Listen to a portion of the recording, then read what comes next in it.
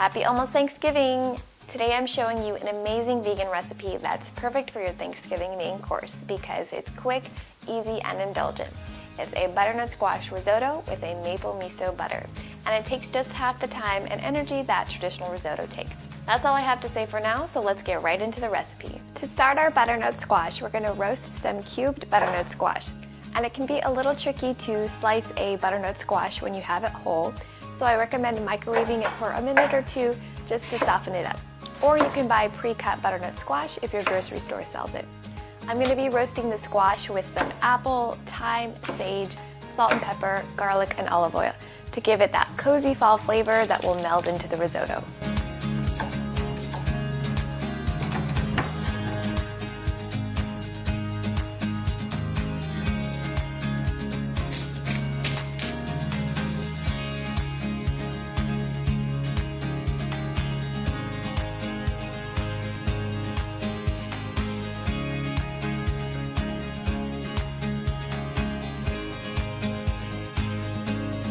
I'm baking the butternut squash in a preheated oven at 400 degrees Fahrenheit or 200 degrees Celsius for 30 to 40 minutes until tender and browned.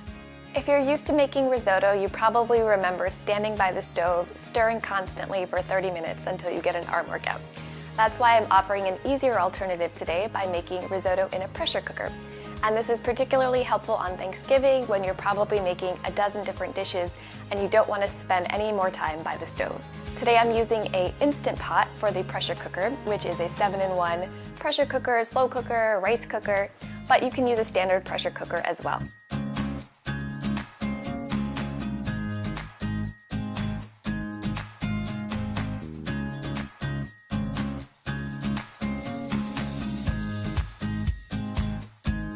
Once I seal the Instant Pot, I'll bring it to high pressure and cook the risotto for just 5 minutes.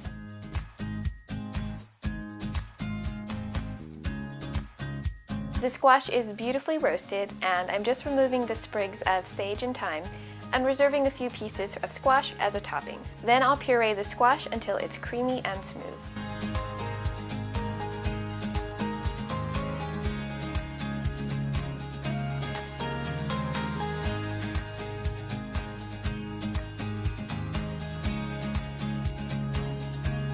Be sure to safely depressurize your pressure cooker and give the risotto a stir to blend any liquid that's remaining on top. It'll get thick and creamy in just seconds. Then I'm adding the pureed butternut squash to the risotto.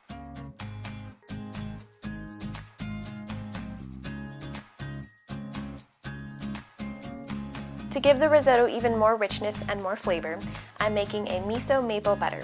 I'm melting vegan butter, maple syrup, and miso paste and cooking for a minute or two to let the flavors meld together.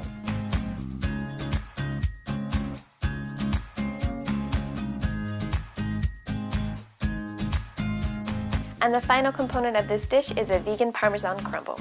All you need are raw cashews, nutritional yeast, sea salt, and olive oil. Pulse that in a food processor until you have the texture of grated Parmesan cheese.